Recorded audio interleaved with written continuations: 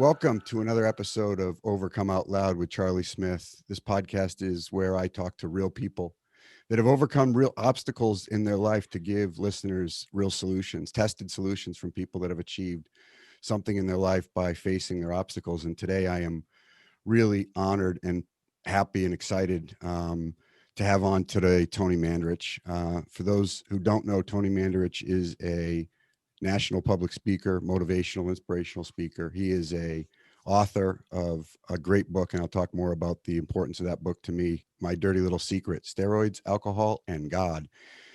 He is a professional photographer specializing in portraits and stills, some amazing work. We'll talk about how you can follow him, and he's a retired NFL offensive lineman with a history of substance abuse, addiction, steroid use, and a real history that I think inspires many. And I just want to welcome you to the podcast, Tony, and thank you for joining me today. It's really powerful. Charlie, thanks for having me. It's an honor to be on this. And, I saw your website and what you're all about, and I've watched some of your podcasts, and, it's right up my alley. So it's a privilege to be on here. Yeah. And I shared briefly with you, I think I got sober in February of 2008, and correct me if I'm wrong, but your book came out maybe 2009, 2010 in that era. That's correct. Right about, it was like spring of 2009.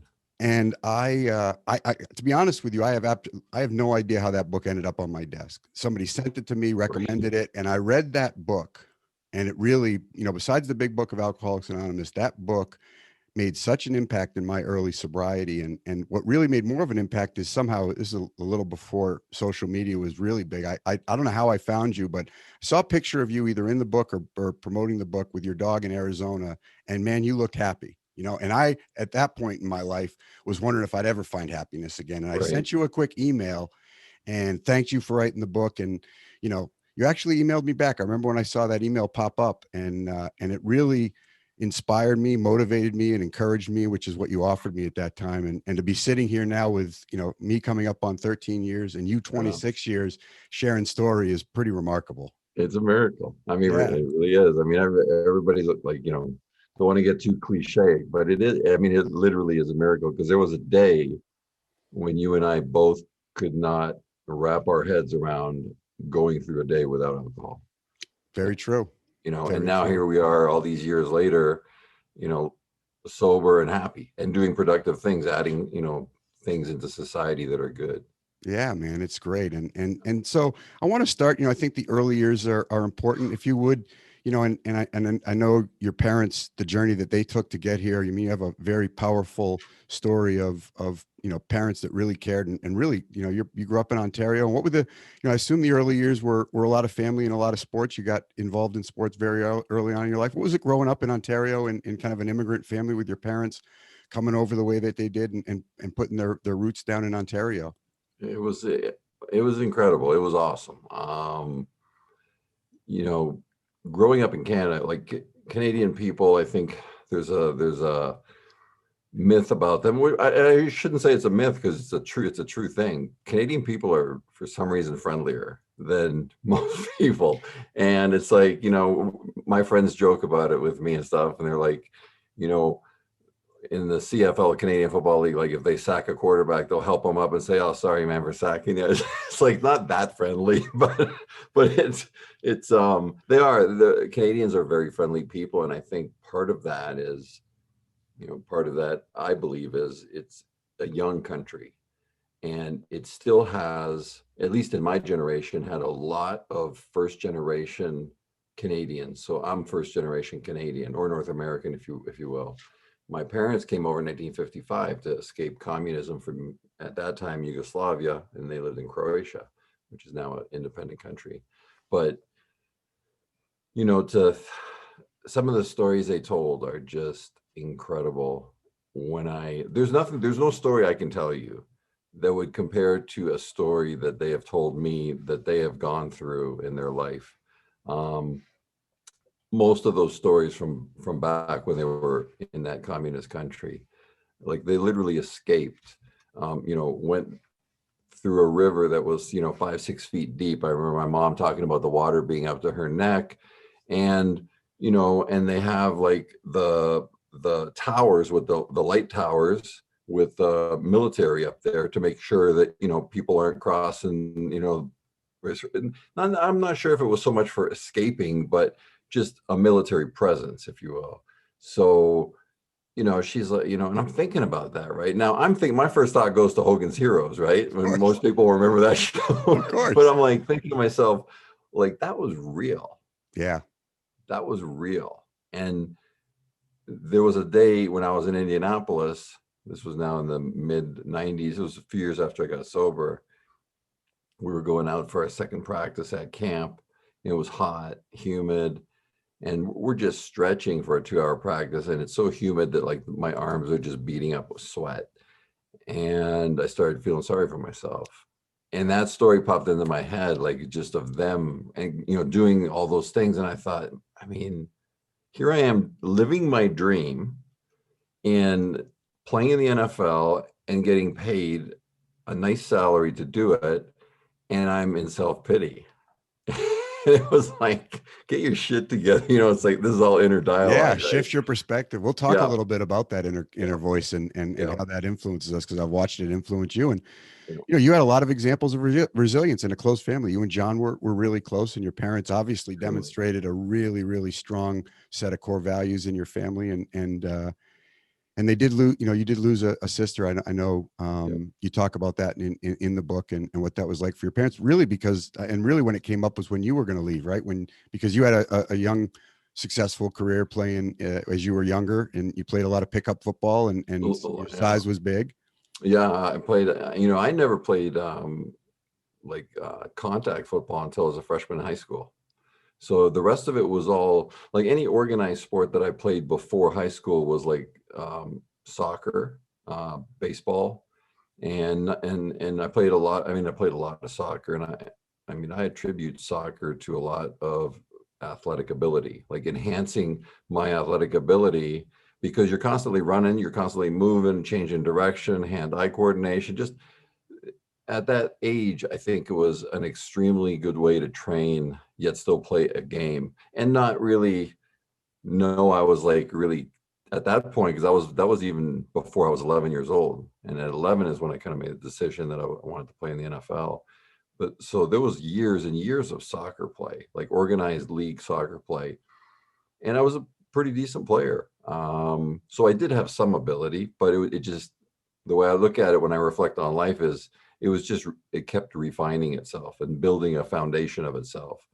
And then, you know, at 11, probably from playing football outside in the neighborhood park for like 8 hours with my buddies, you know, like 3-on-3 or something. And I remember walking home, and I remember like the hair, when I used to have hair on my neck, would be all sweaty. And I remember thinking, you know, I think I'd like to play. I would like to do this for a living. Now, 3-on-3 in the neighborhood park, I mean, in the neighborhood park is different than the NFL. But I was like, I think I would like to play in the NFL. And I was glued to the TV on Sundays, because we only had 2 games on Sundays, the early game and the late game. And then there was no Sunday night football. Saturdays, you had kind of 3 games almost, because they did have a night game, although it's like, I hope it's on a station that I get, because we had rabbit ears for moving them TV, around, right? Yeah. Right. So it was great. I mean, my parents are phenomenal people. You know, my mom's passed, but they're the grit is, I'm trying to look for the right word, the grit that they had, and you know, the grit I would say that my dad has is rare. It's almost like I don't want to say like a precious metal, but it's out there. People have it, but it's not common. It's not. To me, it comes across as a combination of kind of that Eastern European confidence and toughness, along with a really deep-seated sense of love that he shared in his own special way. But it was that kind of unique combination that I'm sure he had, which was toughness and grit and that resilience of hard work. Plus, you knew he loved you. Absolutely. Absolutely. And I wouldn't have changed any of it. I mean, you know, I've described parts of my childhood, well, a lot of my childhood in the book, but even as recently as like last month on a podcast, talked about growing up, and yeah, there were times where you were scared to death of dad, right? But that was a good fear. It was a good instilled fear to do the right thing. And there's a lot of people these days that don't believe that, and that's their right to not believe that. I'm glad it was the way it was for Yeah. me. You know, I, I'm grateful for it. yeah, it sure shaped you. And I know that, you carry the very best parts of your mom and dad and John as well in your life today. And that's where I kind of, it struck me was that move because, and we'll talk a little bit. I think we have two kind of dials that are really important in our lives, our beliefs, and our Mhm. behaviors. And I think, Yes. we can turn both of those dials, but when you had that belief that you wanted to play in the NFL and that became, something that was in your mind on a vision board, something you and John had written a script for, and then you got behind the behaviors that people that play in the NFL do, you guys, you moved down to uh, the Ohio area Got it. Yeah. and Yeah. you had to get through mom and dad in order to do that, but that was part of the plan, right? You believed you wanted to play in the NFL. Yes. You knew to do that you wanted to play at a high level in college, and so you and John got together and said, look, I'm brother Tony's coming to Ohio, and that Right. must have been challenging for your mom It, and your dad. it was. It was. It was. But it showed me that it showed me, of course, I lobbied, hard for because it was a hard sell because I was 15 years old, right? Right. So, you know, I lobbied for it, and my brother lobbied for me, and we, it was a hard sell, but we also kind of said, well, look, you guys escaped from a country, right? And it wasn't like I need to escape, but to give myself the best opportunity for what I want to do, it's not here. So and that I think was one of those things where they were like, that I could relate to. And the fact that it was my brother I was going to be with. So like, if it was anybody else, I don't think they would have done it. Like, because it was my brother, and, obviously they trusted my brother, and that made it much easier because we had to go to court. My brother had to get guardianship. They had to relinquish temporary guardianship because I was still under 18 and all that. And but all these things, like all these logistics and red tape and things I hate doing, are just part of life.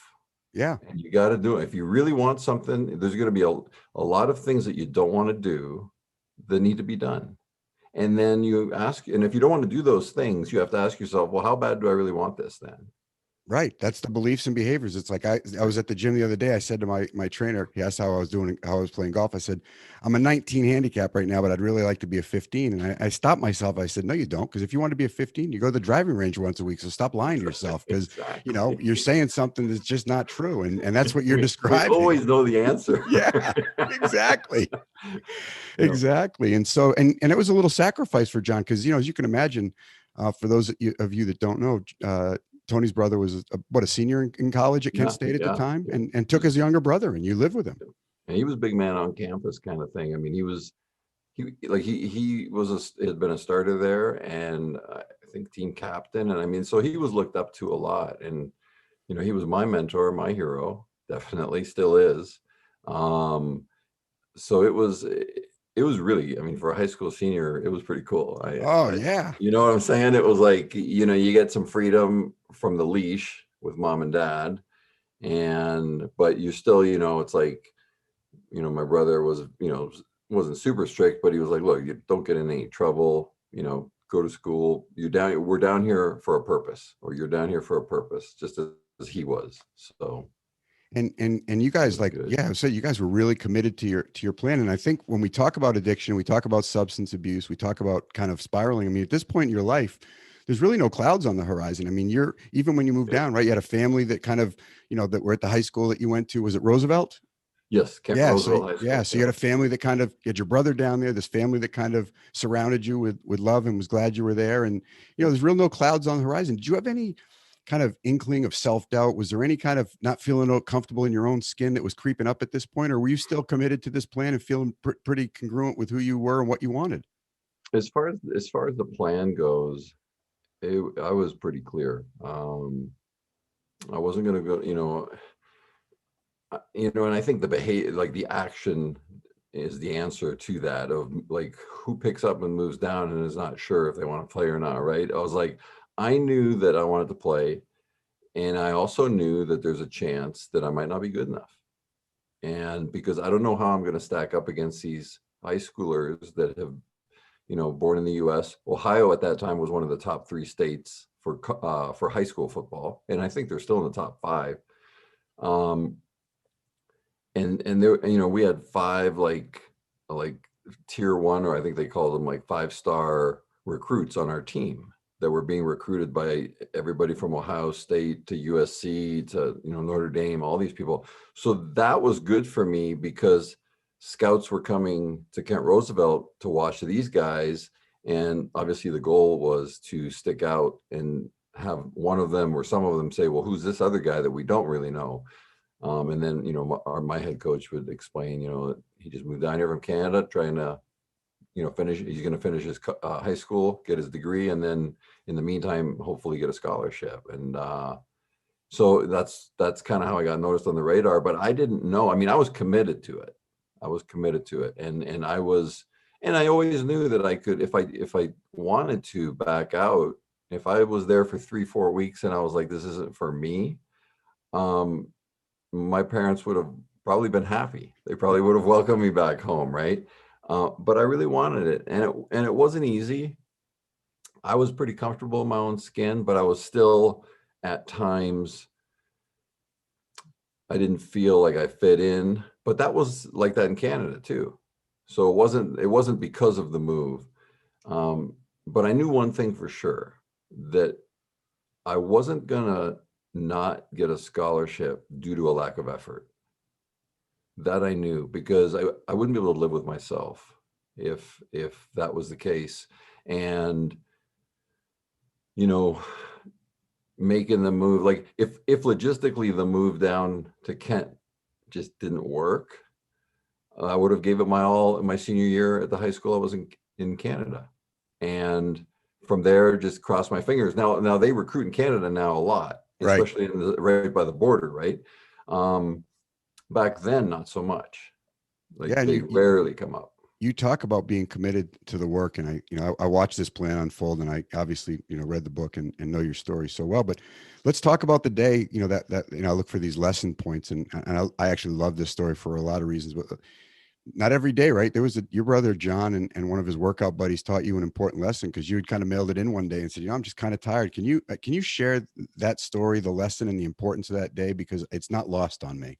It's obviously it was an impactful day for me because I wrote about it, and it was a point in my life where a jumping off place, right? Where it's kind of like shit just got real, right? Fast. I remember it was a Friday. It was like February or March, and I had just committed to Michigan State. And back then it wasn't like you had these big press conferences, especially in high school, right?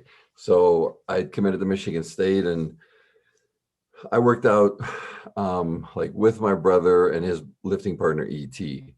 And E.T. was a bodybuilder, and they were intense. They lifted intense, and that's all I knew, was because I was taught by them. So from the gym was literally called the gym. And it was this small place, and it was this guy's gym, and it had pretty much everything you needed. And you're talking now 1984, right? So quite a long time ago. It had everything, not everything you needed, but it had all the fundamental foundational things that you needed. And the guy was a great guy. And it was, for me, it was walking distance from high school to that gym. And it was just off campus from Kent State. And it was like, we'll meet there at 5:00. So I'll meet them there. And there was a snowstorm rolling in, but that didn't matter. But when I got to the gym, like I changed and got ready, and I was just gassed. I was tired. I was tired from the week. I was tired from the 4 days prior of working out. It was obviously off season of football, so there was no football practice. And football for me now was technically over at Kent Roosevelt High School. But I was tired, and I had said to them, I think I'm just gonna relax, maybe stretch a little, but I'm not gonna do weights and do an intense leg workout or whatever we were doing that day. And they looked at me like like I was an alien. It's like, if you can imagine, they looked at me like, are those words really coming out of your mouth? And my brother like kind of, had said some things to me, and I don't even want to say under his breath, but he was basically like, you better freaking work out and get your shit together so you're ready for, camp in July at Michigan State, because they're not going to go easy on you, and you're already behind because you haven't had 4 years of American coaching in football. It's like the same advantage an American would have, say, in Canada if they were playing hockey. It's just the way the system was. So I was just so tired. I said, I just am gonna relax, not relax. I was smart enough not to probably use the word relax, but I was like, I'm just gonna pass on this one, and I'm gonna be in the gym, stay in the gym, but I'm not gonna work out. And he just went ballistic on me. Right. And No ride home for Tony, right? there was at the end of that ballisticness, there was no ride home for Tony back to the apartment. And the apartment was like 3 miles away. And it's like, well, no, 3 miles is not that long a walk. It's not that big a deal. It was a snowstorm. It was the whole lesson. Yeah. It was the whole thing. Now, I didn't look at it as a lesson then. I looked at it as you know, what's going, like, what do you mean? Like, you're not going to give me a ride home? And you know what? I'm not sure that he was thinking that this is going to be a lesson to you. It was more or less like, look, if you want to play at that level, you have to sacrifice, and you have to have commitment, and you have to do this day in and day out. And there's competitors for offensive linemen and I think I remember he's like, Joe's working out, and Tom, you think Billy's not working out today, and if you want to compete against him, man. And you know what? That statement is true. It is. There's somebody always working harder. There's somebody always. There's a lot of people in this world. There's a lot of people in the U.S. So if you want to even get specific to the nitty gritty of college football or NFL football, there's still a lot of people at your position working harder than you. And if you think, even when you think you're working hard, it's always like someone's on your heels. And so that's when it kind of became where it was like, I would always use the phrase, and I still use it, just leave nothing on the table. Just give it all you got, and go. And you don't get 26 years of recovery. And I actually, the reason that story is so impactful for me is because I think recovery is like that, because the disease of addiction is not taking a day off, and, Right. and we get this kind of daily reprieve based on a bunch of behaviors and beliefs, right? We have to have a spiritual set of principles to live by. And then we got a bunch of behaviors that we have to engage in. And, taking a day off is just as risky in recovery as it was for you not meeting your dreams to get your NFL dreams met. So that's why that story kind of resonates with me so much today. Yeah, it is, because when you take a day off, it's a lot easier to take another day off. That's right. Yeah. Habits definitely build. Yeah. And so I want to talk about now kind of at this point, it's interesting. And I don't know if a lot of people understand this, that you'd actually already, this kind of plan had played out. You come down here, you were working out for college football teams, and you got an offer, this offer that you were hoping for. And it was 5 hours or so away from Ontario. You're going to play at Michigan State. You were actually recruited by Nick Saban at the time. And then steroids came into the picture. Even though all of that had come to fruition, you had this thought that I think it was a weight you wanted to hit, maybe like 315 or something. You're like, I can't push through it. It was a bench press of 315, which again, by today's standards, high schoolers would be like, that's a joke. Like, for a senior, like offensive lineman that's 280 pounds, they should be benching 315, no problem. And I had this obvious mental block because it's three big 45-pound plates for people that don't work out. I could do 295 for like 5 reps, but I couldn't do 315 for one. So, my brother had introduced me to, this was like my last 2 months of high school. And he had said, do you want to try a little bit of these steroids, this one steroid? Very safe. He's like very safe and all this and all that. And I said, yeah, I do want to try it because I want to get past this mental block or whatever it is. Within 2 weeks, I was benching like 330. And I was like, okay, well, this works. I mean, it's not hard to figure out, A plus B, and then you're getting C. It's like, okay, this works. Now, obviously, you have to do work. You have to, you don't just take steroids and get big and strong. You have to, work out. But, little did I know that was, it's almost kind of like a gateway drug to You crossed the line. drugs. Yeah, where I ended up, with, 70, 80, 90 painkillers and 7, 8 years after that, along with drinking, alcoholically.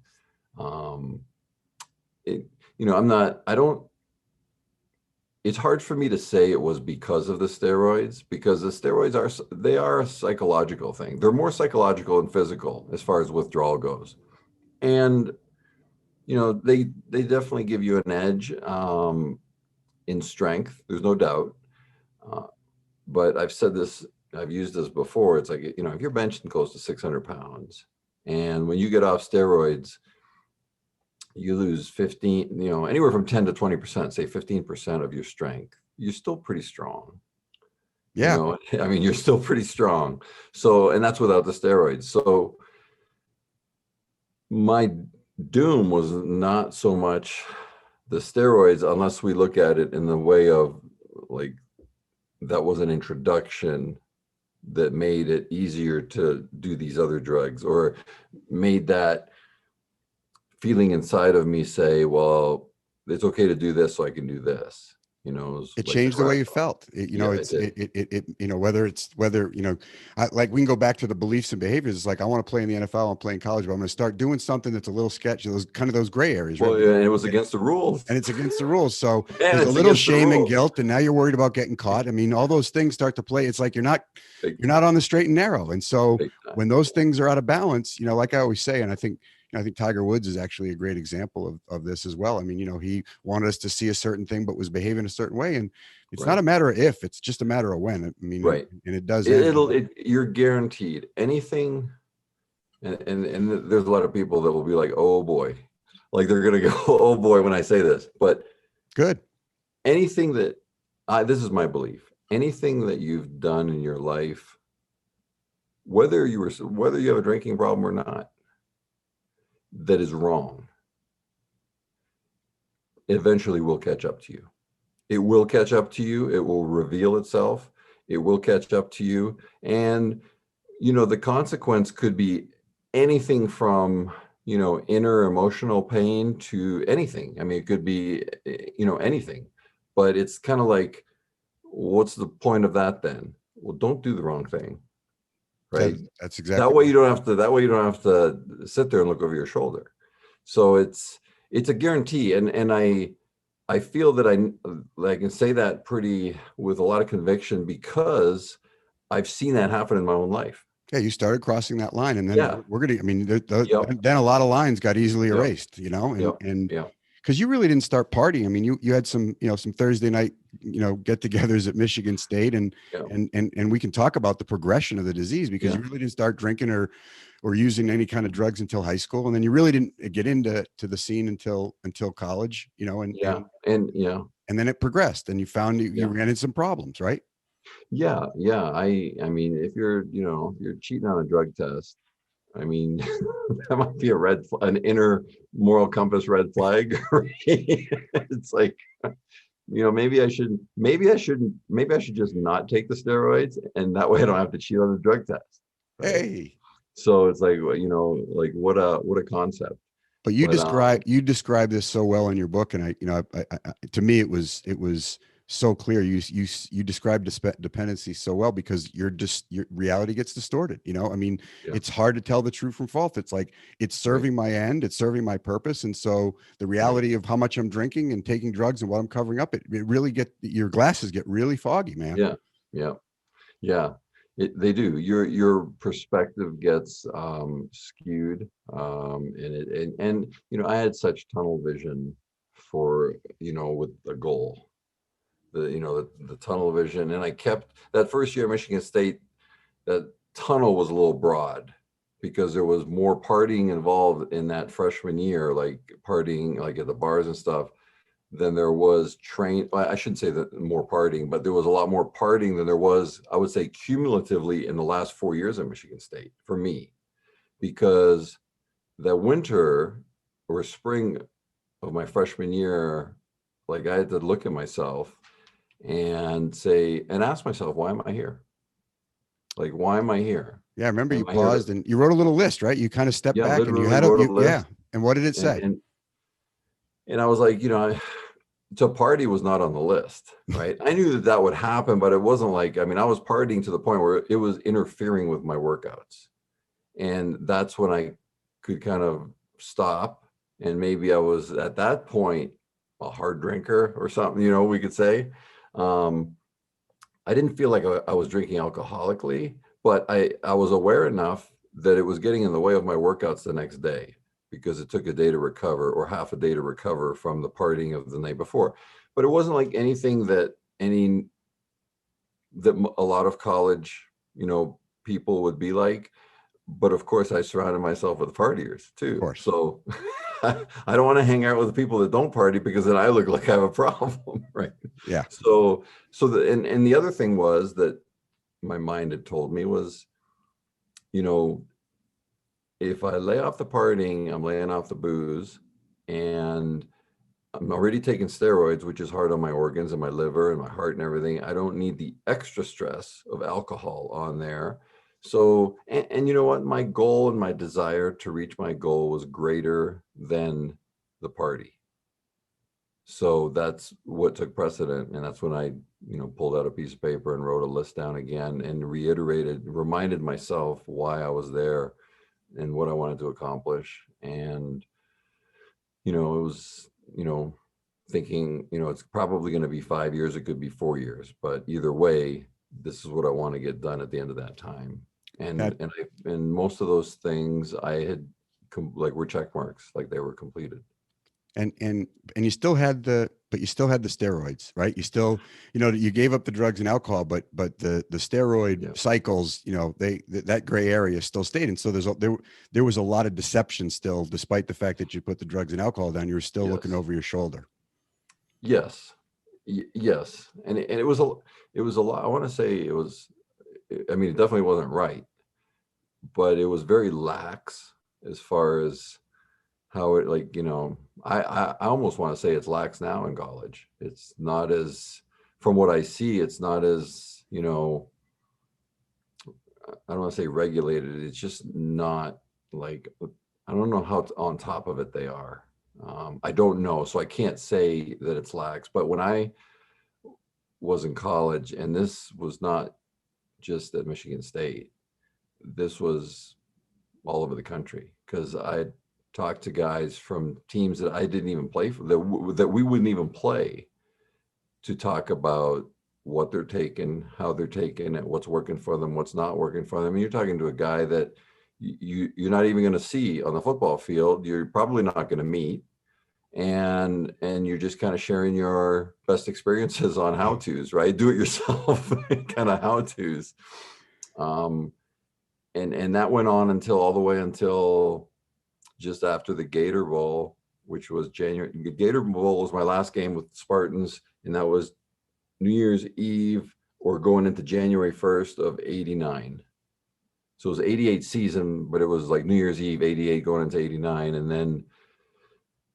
And then the combine was like 8 weeks later. So I didn't take any steroids because I was like, you can't test positive at the combine, and it's gonna, and I don't know what the test was. I knew what the test was in college, and it was kindergarten. And I'm hoping anybody can learn so much from your book, but I'll just speak from my own experience in early recovery that it was powerful to hear all of the things that you did. And I think it's funny sometimes, the idea that somehow we can conquer substance abuse with willpower. And it's like, let me tell you something. Tony Mandrich had plenty of willpower. And if you don't know the stories of the willpower he had to continue using steroids, we're talking about little doggy dolls with fake urine. We're talking about, you went to any lengths to make sure you could keep that scam going and use what you wanted to use. And willpower was not an issue for you, was it, my man? It wasn't. And neither was creativity, Yeah, right? come on. And I think to myself, if I use that kind of willpower to do that, then there's no reason why I can't have that kind of willpower and desire and action for sobriety, right? Yeah.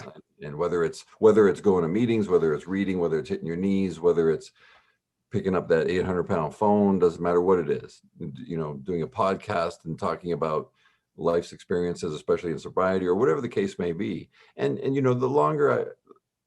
time has gone on, and my sponsor had taught me this, I would say early in my sobriety, in the first 5 years of my sobriety, that, don't forget to carry the message, not just of sobriety, but just carry the message of how to live to just people, like anybody, like in the grocery store. And it's not like you have to stop them and preach to them. It's just like in dialogue, and it doesn't matter what it is. And you don't have to like switch it to a certain kind of situation. It's just like, if something comes up, you just, be sober, do the right thing, act the right way. And we're always we're human. We're going to make mistakes. We're going to have a knee-jerk reaction. We're going to have an emotional, something, and we say something and then we regret it. Well, then, time to make amends. That's right.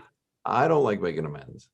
So I know it's necessary. It's a good regulator, isn't it? It's a good regulator. My life depends on it. That's right? It's like my life depends on it. That's how I look at it. And there's that last thought before that stuff comes out of my mouth. All that garbage is like, are you willing to make amends for this later? Is it worth it? And at certain times it was worth it. Yeah. And I knew I would have to make the amends, and I would go back either that day or that night or the next day and say I was wrong. I'm sorry. I was wrong for saying what I said. I shouldn't have treated you that way. And I apologize for the way I was acting. And so I was really lucky to be surrounded by good sobriety, like, men of good sobriety. And then the meetings that I had went to, especially in Indianapolis, were just great meetings. The people in it were just phenomenal.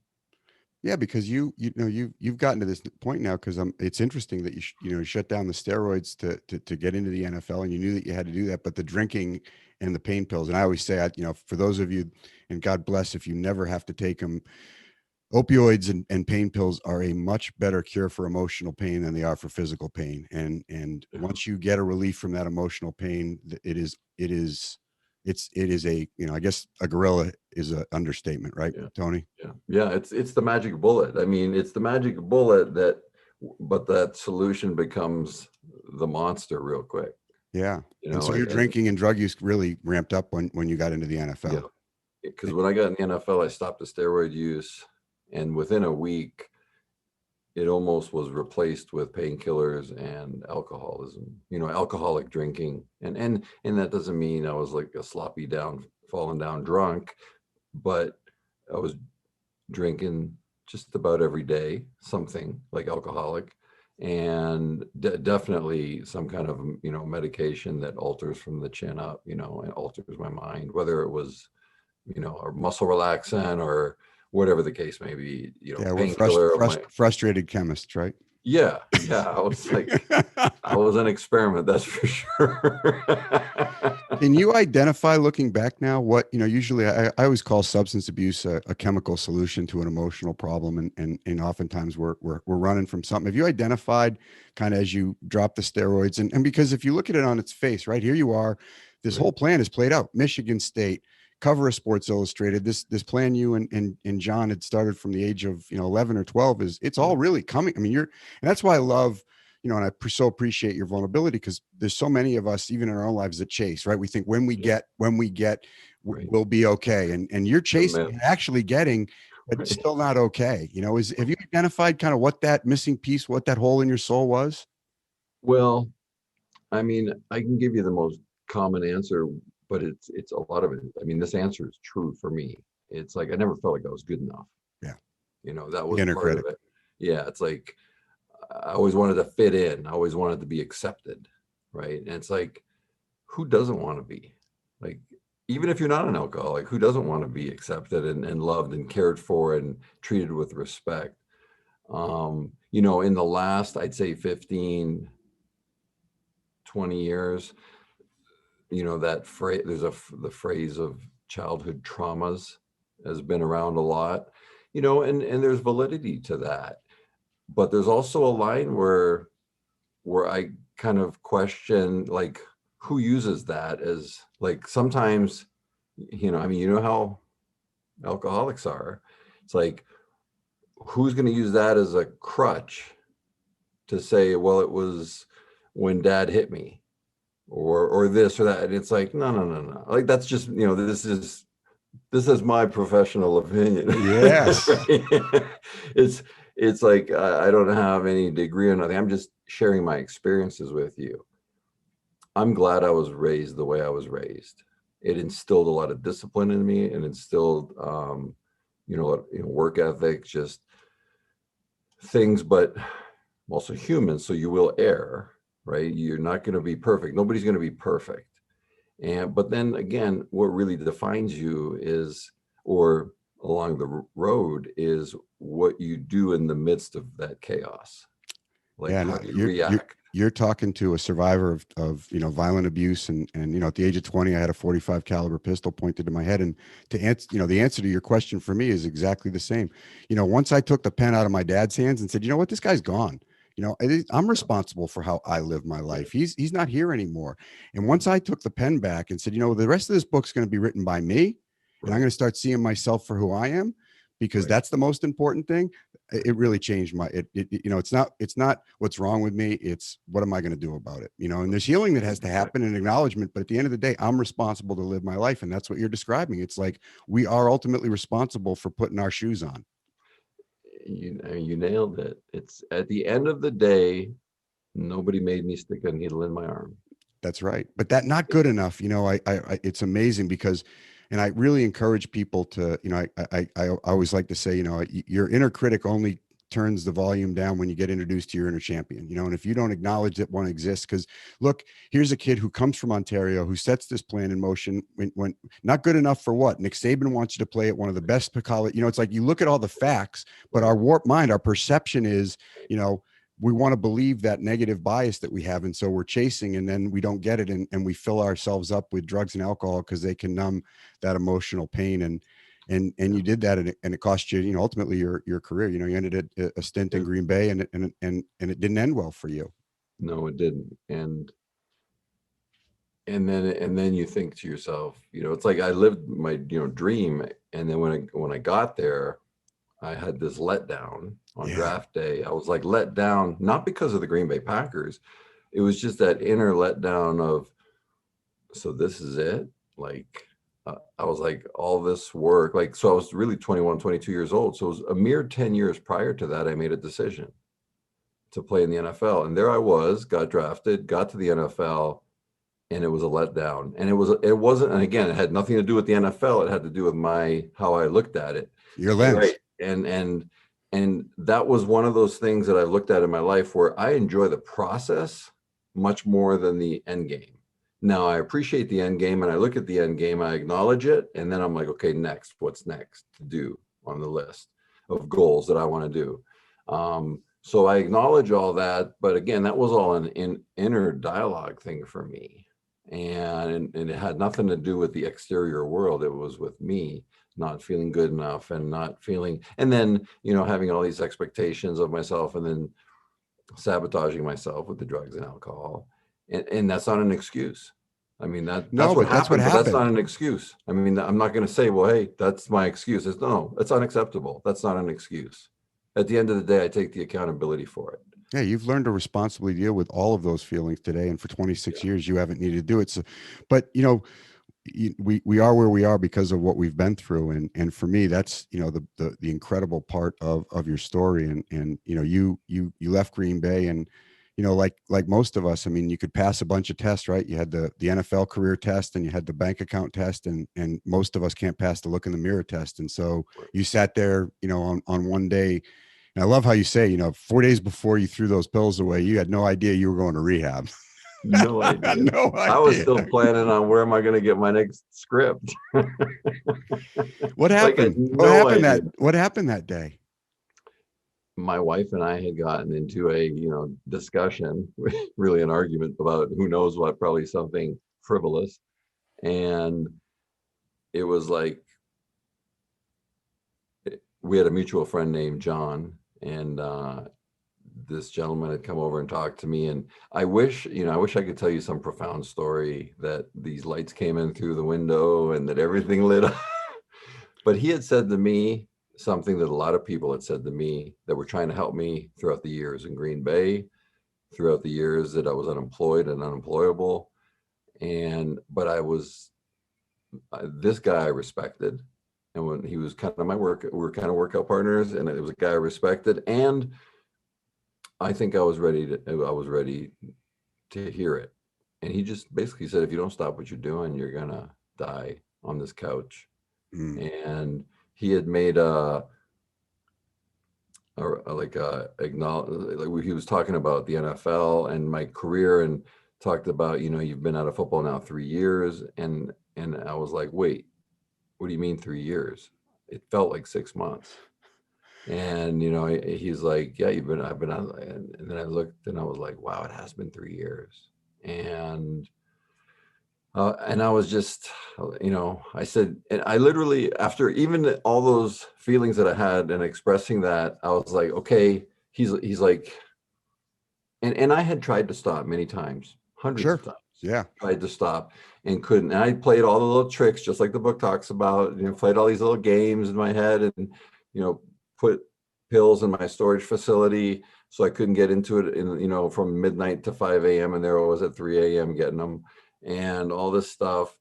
And he had suggested that I go into an inpatient treatment center, which was kind of like, okay, so what's that like? Because, fear of the unknown, right? Well, what's that like? And he's like, well, it's basically like a hospital, but it's specific to this. And they kind of educate you, detox you in as safe a manner as possible. And you kind of go through a program. And I'm sure each one has a certain amount of different things, but fundamentally, a lot of them are the same.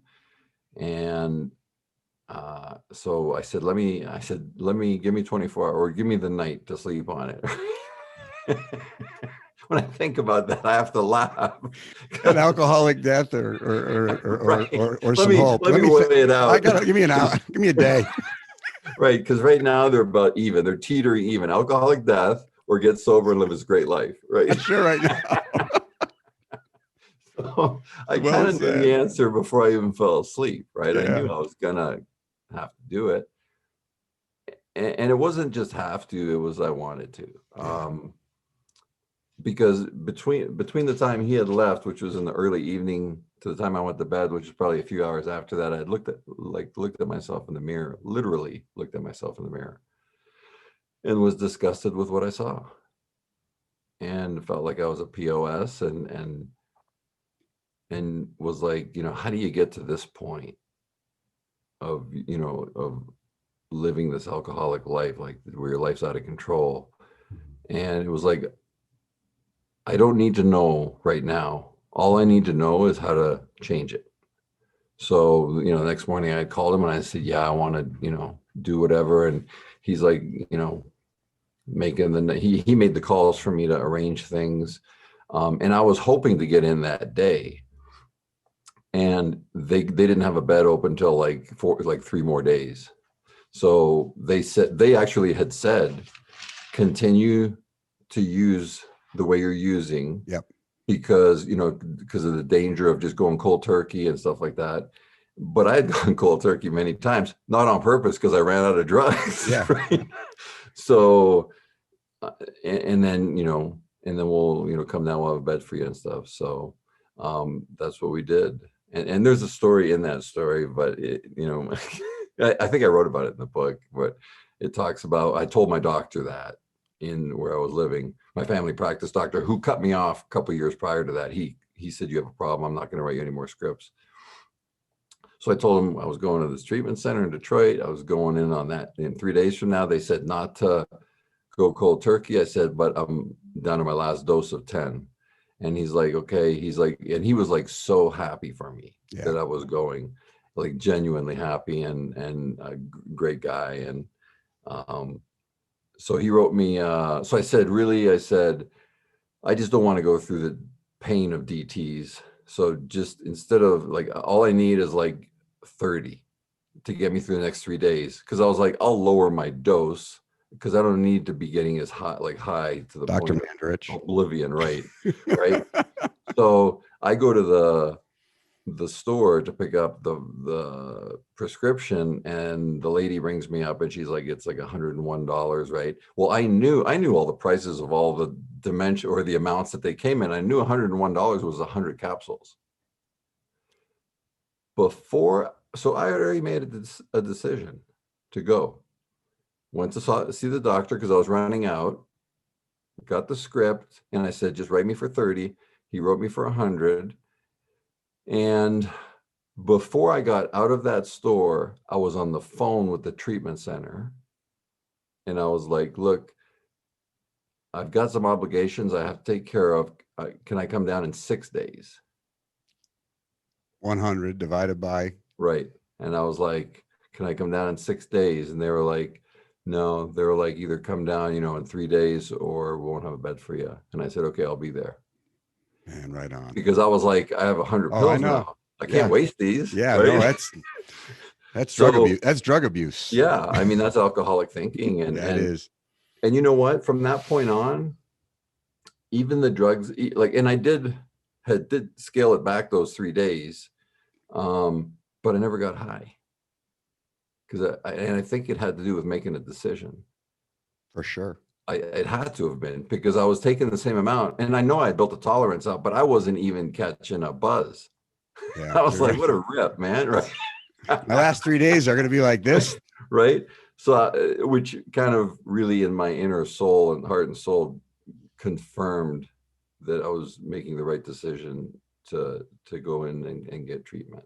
And it just sounds like, and obviously the story is 26 years later and an incredible, peaceful existence in Arizona. You got behind a bunch of behaviors that you live by today. And how important was it for you to come back and play in Indianapolis as a sober man and really kind of be yourself, your authentic sober self? Well, looking back now, it was crucial. Yeah. It wasn't crucial the day I left the treatment center. I was happy. I left after 17 days.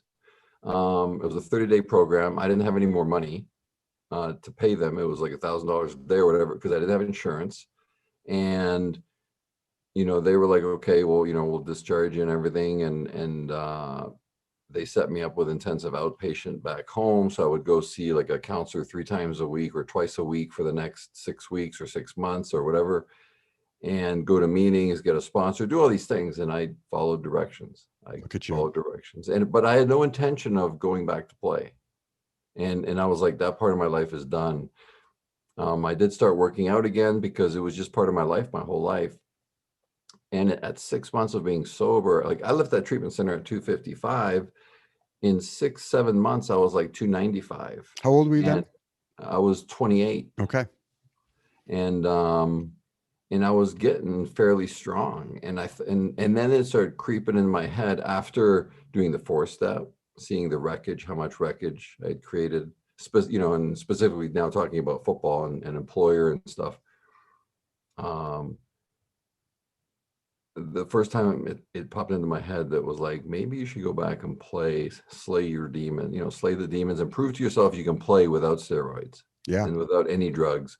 And, just do it the right way. Just keep your mouth shut. Don't be a big mouth.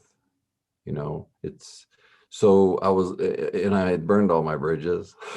I was thorough. Yeah. We scorched earth. So nobody had to give me a chance, and thank God they did. And because I always would say, all I need is a chance. If I get a chance, that's all I need. and they gave me a chance, and I went back and played for 3 years, sober, uh, met some phenomenal people with the Colts organization, and in Indianapolis, just some phenomenal people in the program and outside of the program that I stay in contact with today. And isn't that amazing? That the belief in yourself and the behaviors got congruent, and all of a sudden you were able to enjoy that last 3 years of actually playing in the NFL as a sober, authentic, non-steroid using man, and Yeah. end on a high note. And I see guys like, I don't know, Alden Smith, who came to an event I hosted right before he got reinstated. You know, he was out of football for 5 years now, and he's back with the Cowboys. And I see guys like him, and the tight end for the Raiders who are being vocal about their substance abuse recovery and how important it's been to them. And, you know, they're walking in your footsteps, Tony Mandrich. I mean, it's so great that they have examples like you. And, you know, unfortunately, Well, and you we're guys' lucky, story. and we're lucky we have examples Yeah. like that right now. I mean, that's inspiring for me to see, like when I watch. I'm not a Raiders fan. I mean, I was when I was a kid, maybe a little bit, but I'm not a diehard Raiders fan. I don't have anything against them, but I caught myself a lot this year watching the Raiders. Why? Because of people like Darren Waller and other people in that organization that, you know, are on that path Yeah. It's of living inspiring. correctly. So that, I mean, it's like I watch the people. Yes. Are the ones I follow more so than the team. And let's not leave Indianapolis without talking about the fact that you know, and I love hearing you tell it, because you're a big man. I know gravity took you down maybe to 6'5" now, but you were getting behind these behaviors you learned when you got out of treatment, and you talk about the importance of continuing those behaviors, you know, back in this life of the NFL, because now you're hitting your knees as a sober man, and talking to whoever you believe in about the fact that you need another day of this, and doing that at your height and your size. Yeah. You know, Yeah. it's humbling, right? It is humbling. I think it's one of the most humbling acts, physical acts for me, is to hit my knees, especially then back in Indy, because I was within 5% of my strongest ever and biggest ever, and that was like when I was taking steroids. So here I am now sober, not taking any steroids, and I'm within 5% of my strongest ever. And it's like I want to take a hammer to my head and be like, why'd you ever take them in the first place? Right. So, but again, you know, hitting your knees and asking for help in the morning at 5 a.m. before you go in to work out. And then you take an hour break after working out for 2 hours, and then you run. And it's like that's a humbling experience. It's a very I mean, it's submissive, right? It's being humbled by a power greater than yourself, you know, which for me is God. But and also, you know, like when I would start my day, like one of the last things I would do is right before as I get up from my knees, I would always on purpose kind of snap up, like not just one knee at a time, and just be like, just jump up, right? And one of the last things I'd always say, and I still do it, and I say, let's kick some ass today. And you know, and it's that's the language I use. And authentic. And you know what? And kicking ass to me is participating in life, and it's doing the right thing. It's not, you know, it might not be the same meaning that it had for me when I was 16 years old, right? So it's just one of those things of let's add great stuff to life today, and let's participate instead of, you know, not participating. You know, now that all being said, you know, over 25 years of sobriety, there's been a lot of mistakes made, you know, by me, and there's been a lot of mistakes made, period. But it's like, what do you do about those mistakes is key.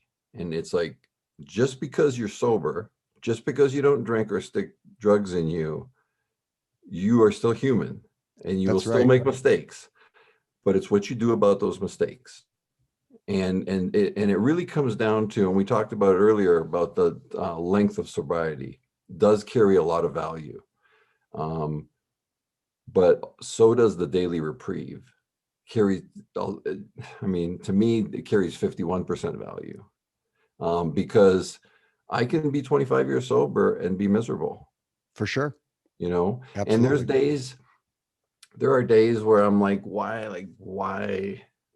am I going against the grain today? Like, why does that bother me? And it's like, well, whatever's bothering me in that person is a mirror, So it's something in me that was or that I am today that is bothering me. And the other thing is, what am I gonna do about it? How am I gonna treat that? How am I gonna, am I gonna treat that with grace and love and kindness, or am I gonna be a bulldozer? It's a choice. And yeah, it's a choice. And the voice inside my head, always before I make that decision, is always like, is this what sobriety has taught you, before I do the action? Yeah. And it really gears down the bulldozer a lot, right? Yeah, that absolutely. Because it's like, I don't want to be that person like that runs, that's not my job anymore. What At I one time love it was my job. what I love about the way you pop up is, it's let us, and I know who you mean by us, because it's not just Tony going out and kicking ass anymore. And that's what I always said about, it's like when Dale Carnegie wrote How to Win Friends and Influence People, he said, in order to have a friend, you need to be a friend. And that's like me and God, because, I spent a lot of time saying, hey, I'm going to go up to the Gillespies and steal medicine, steal drugs out of their medicine cabinet. God, you want to come along? And be like, Charlie, I don't go there. And it's like, oh, okay. But now, now you're with him. It's like, let us go out and kick some ass, because I'm going with you today, and I'm going to live by and I'm always like, I can't do it without you. My best plan got me into Brighton, Michigan, and Detroit. My plan of my empire got me into a treatment center. So you know what? That's enough for me to realize I can't do it by myself. And you can tell in your face and in your eyes. The eyes are a gateway to the soul. How happy you are, because I know you left Ontario and the family golf business in 2004, came down to Arizona to pursue your passion. Can you just please catch, and I won't forget. And I believe it was either I searched you or it was maybe there was a picture in the book of you in the desert looking content. And, can you tell people what you're doing now and how they can connect with you and all the great things that and the purpose in your life today, Tony? Yeah, absolutely. So, my main gig is photography, commercial advertising, portrait photography. Although there's a lot of other photography I do, like, architecture, landscapes. I don't do wedding photography. I'd rather stick forks in my eyes and do wedding photography. So that's just being transparent. Right on. But there's nothing wrong with wedding photography. It's probably the most lucrative way to make monetary. But so, my photography website is tonymandrich.com. It's just my name.com. One of the greatest things about the year of the pandemic, 2020, or the year of lack of toilet paper, is I had a few main projects, like main ones, that were always on the back burner because I was so busy with the ones that carried more value for me, that meant more to me. So because of those things that I was doing on the front burner were affected by COVID because of physical contact with photography, right? Right. Unless I was just a landscape shooter, there's a conflict, right? Although it's nice to shoot landscapes because the mountains don't talk back to you, right? I'll take the picture. Right. So it made me kind of go, okay, well, what a great opportunity to start your podcast. And so I did that. And was it easy? Heck no, it wasn't easy. Before I even did my first actual podcast episode, there was 2 or 3 months of preparation. How did I want to do it? And I think that there's no maybe right or wrong way to start one. It's just, the thing is, just start it. If that's what you want to do, or whatever it is you want to do, just start it. Great lesson. So that gave me the opportunity to do that. And some other things that are in the pipeline. It got me involved in some program meetings on Zoom. That's been great. Yeah, which has been great. I mean, there was a Tuesday night one that I was participant on Zoom that was before COVID and has gone all through COVID and still goes on, right? And even though COVID's still around, it's like that meeting has never changed. So it was like, when more meetings went online, it's like, it was not that big a deal for me. It was like I was already doing that once a week. We're participating in one. And but just other projects. It was the first month of COVID because nobody really knew anything about how long this would last. My gut feeling was it was just get toilet paper and yeah, right. Get home. Yeah, that's all we knew. We're gonna invest in a bidet company, right? Yeah. So I thought, for the first month, I was like, okay, pen and paper. Let's get creative self-assignments down that you can do once everything opens up again in a month, kind of thinking in a month, or whatever, because self-assignments and like photography self-assignments have gotten me the most jobs. When I do something and I pour everything into it and then I post the final work on my website, I'll always get contacted by a company or somebody wanting like a commission piece of work that they say, can you do that? Like, but have this person, and it's like, well, yeah, I can. Like, that's why I do that, right? So like that stuff gets me a lot of work. Plus it gets me better at photography. It gets me more practice with lighting and everything. I don't think you ever stop learning. But so after a month of that happening, and then the outlook looks like it was going to be longer and longer, that's when I started thinking, okay, the podcast, because I mean, there's only so many creative ideas I had, right? And I had more, but I was like, okay, I've got enough here to keep me busy for a year of projects. And after a month of getting into the COVID lockdown and everything, I started thinking, I need to start doing something else. And that was the podcast. That was meeting with certain people, talking about certain things, potential, avenues of, interest, for whether it was for monetary or for whatever it was for. And you're expanding the book. You said, because My Dirty Little Secret, Steroids, Alcohol, and God, I cannot really recommend that book enough. It's a great read. Your writing style is very authentic, and you're putting that to Audible now, and you're adding a couple of chapters. Yes. That's awesome, man. The plan, that was one of the major things on the back burner for years now, was to put that in Audible, because I listen to Audible books a lot and I love it. And I really have noticed, as I look back, the ones where the writer of the book narrates it or speaks it, I've liked the most. And sometimes I didn't even realize it was the person that wrote it, but it's because it's their experience. And it doesn't have to be about sobriety. It could be about anything. Right. So, like, I don't know if you know who Jordan Peterson is. Of course, for sure. Okay, so I love Jordan Peterson's work, and I just like the way he looks at things, and is always kind of like, although he may seem controversial, I think a lot of that has been made controversial by media, right? Not that the media can manipulate things, right? Maybe a little, but it's like, you know what? I like those principles. Those principles I can are in common with mine, but the way he says them are so eloquent and but strong. Yeah, for sure. And on purpose. And he always talks about, be careful of the words you use when you speak. Make sure you're crystal clear. Don't lie. Don't even tell little white lies. Just don't lie, or lie as least amount as you have to. Like, it's like, yeah, you're human. People are human. And one of the worst things, in my opinion, and he says it, is lying by omission. How many times did I lie by omission? Right. I learned that in my fourth step. Yeah. We all have.